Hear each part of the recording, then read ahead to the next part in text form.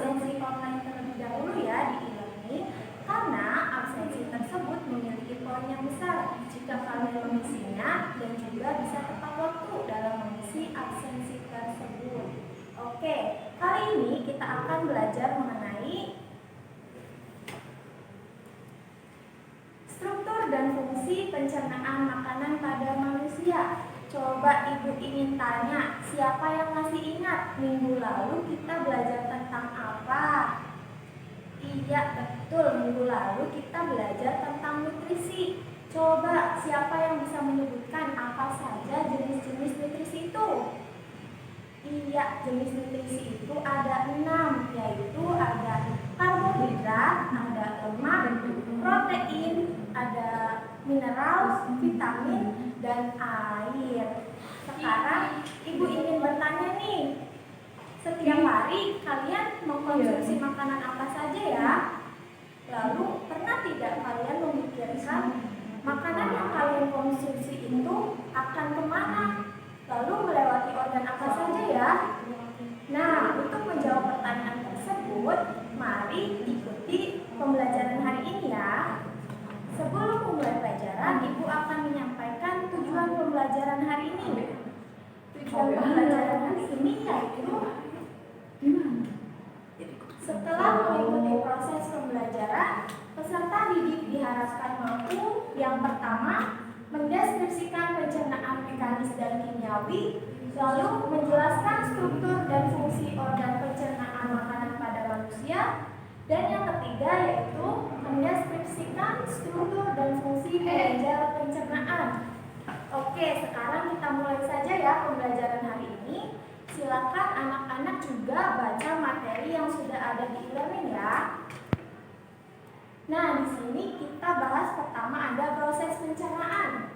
Nah, proses pencernaan ini terbagi menjadi dua, yaitu ada pencernaan mekanik dan pencernaan kimiawi. Nah, pencernaan mekanik ini terjadi ketika makanan dikunyah dan diremas. Sedangkan pencernaan kimiawi yaitu ketika proses pencernaan dibantu dengan enzim. Nah, anak-anak bisa dilihat di sini ada gambar dari anak laki-laki yang sedang memakan roti. Nah, pada proses pencernaan mekanik, roti yang berukuran besar ini akan melalui proses dikunyah maupun digigit atau diremas akan berubah menjadi butiran roti yang kecil.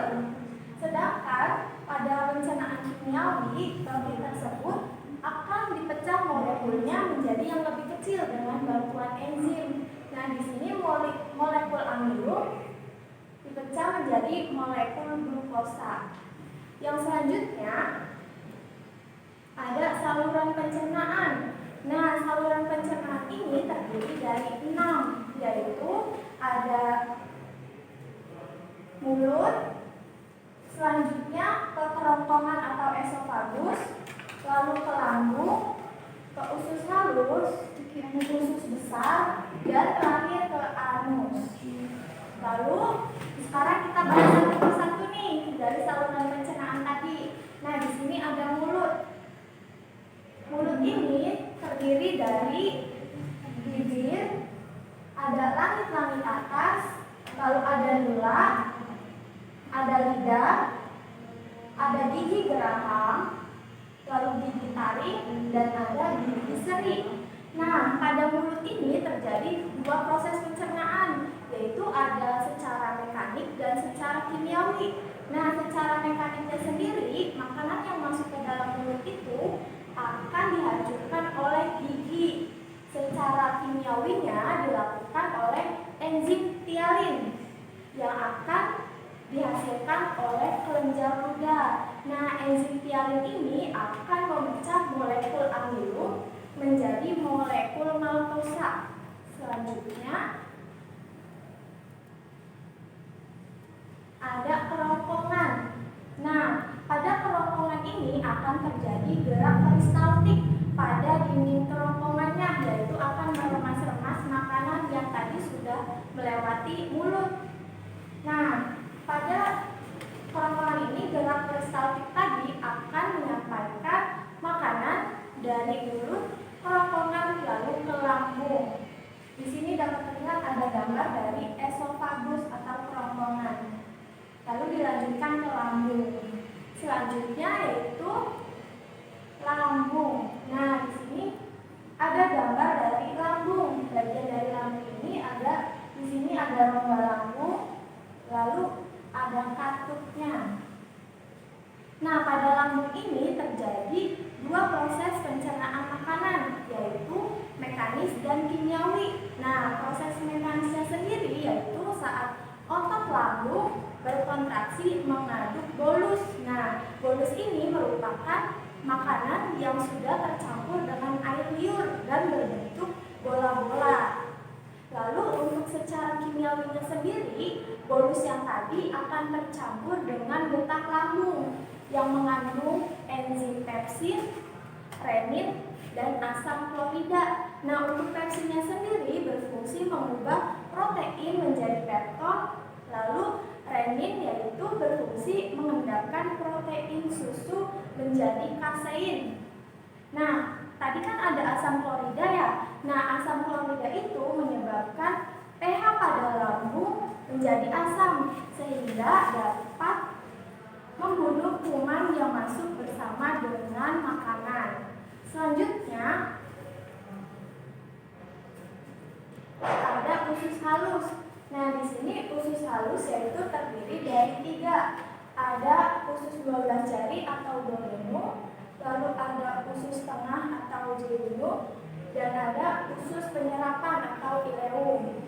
Nah, untuk usus 12 jari sendiri atau duodenum ini terletak dekat dengan lambung. Lalu untuk usus kosong atau duodenum ini makanan tersebut akan mengalami pencernaan kimiawi, yaitu dengan enzim erepsin, maltose, sukrose, dan laktase yang dihasilkan oleh dinding usus tersebut. Lalu yang terakhir yaitu ada usus penyerapan atau ileum. Nah, pada usus ini sari-sari makanan akan diserap.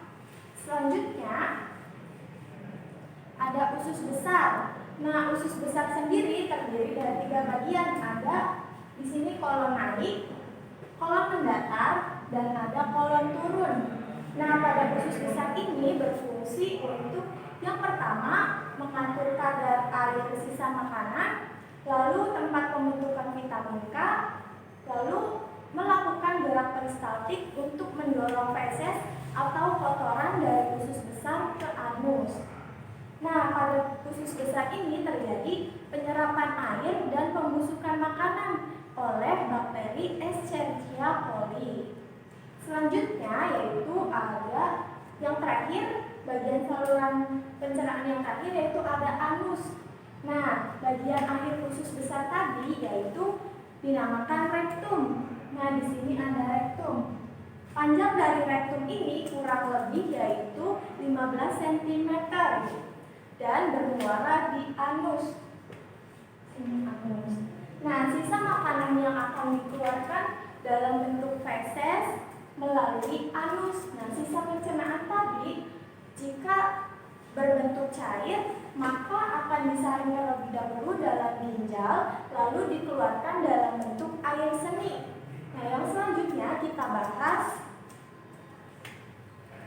mengenai kelenjar pencernaan. Nah, kelenjar pencernaan sendiri yaitu ada 4. Ada kelenjar ludah, ada hati, empedu, dan ada pankreas. Kita bahas satu persatu. Yang pertama yaitu ada kelenjar ludah. Nah, kelenjar ludah ini akan menghasilkan air liur yang mengandung enzim tialin. Dan enzim tialin sendiri berfungsi untuk mengubah amilo menjadi glukosa. Nah, pada rongga mulut yaitu terdapat 3 kelenjar. Nah, di sini ada kelenjar parotis, lalu ada kelenjar submandibularis atau submaxillaris, lalu di sini ada gambar dari kelenjar sublingualis. Nah, untuk kelenjar parotis sendiri yaitu terletak di bagian depan telinga atau belakang mulut. Tadi ya sudah dapat dilihat dari gambar. Lalu untuk kelenjar submaxillaris yaitu berada di rahang bawah di sini. Dan untuk sublingualis yaitu berada di bawah pangkal lidah. Selanjutnya ada hati.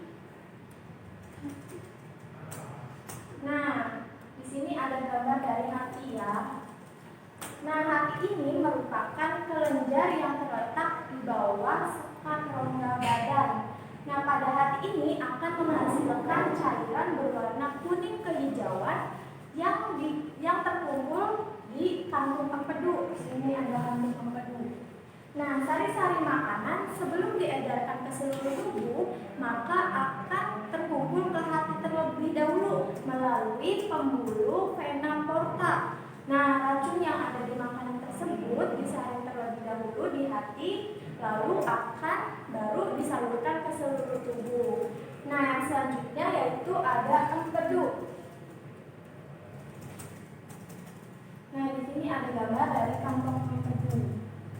Nah, kantong empedu sendiri yaitu berisi cairan empedu yang akan dipompa menuju ke usus halus melalui pipa empedu. Dan cairan empedu ini akan berisi getah yang dapat mengemulsi lemak. Yang terakhir yaitu ada pankreas. Nah, di sini ada bagian dari pankreas. Di sini ada badan pankreas, bagian ekor, lobulus, lalu ada kelenjar pankreatik, dan ada kepala pankreas. Nah, di sini ada saluran empedunya. Lalu kelenjar pankreas ini akan menghasilkan cairan pankreas. Dan ketika makanan masuk ke dalam usus halus, maka pankreas ini akan mengeluarkan cairan pankreas yang berisi berbagai macam enzim.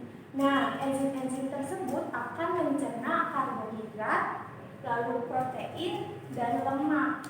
Nah, pankreas juga dapat menghasilkan natrium bikarbonat yang berfungsi untuk menetralkan asam klorida yang ada di lambung tadi yang dihasilkan oleh lambung. Oke, pembelajaran hari ini sudah selesai. Silakan anak-anak dapat mencatat dari yang sudah disampaikan tadi. Nah, selanjutnya mari kita simpulkan bersama-sama pembelajaran hari ini. Ya, kesimpulannya yaitu proses pencernaan terbagi menjadi dua, yaitu ada pencernaan mekanik dan ada pencernaan kimiawi. Lalu untuk saluran pencernaannya sendiri yaitu terdiri dari 6. Ada mulut, ada kerongkongan, lambung, usus halus, usus besar, dan yang terakhir yaitu ada anus. Lalu untuk kelenjar pencernaan sendiri ada 4, yaitu ada kelenjar ludah, hati, empedu, dan yang terakhir yaitu ada pankreas. Oke, selanjutnya silakan anak-anak dapat mengerjakan soal yang sudah ada di e-learning ya, mengenai struktur dan fungsi pencernaan makanan pada manusia. Nah, untuk pertemuan selanjutnya kita akan membahas mengenai gangguan sistem pencernaan manusia serta cara menanggulanginya ataupun cara mencegahnya. Silakan anak-anak dapat mempelajari mengenai gangguan pencernaan manusia ataupun cara menanggulangi dan mencegahnya. Oke, pembelajaran hari ini sudah selesai. Mari kita bersama-sama mengucapkan hamdalah. Alhamdulillahirrahmanirrahim. Sekian. Wassalamualaikum warahmatullahi wabarakatuh.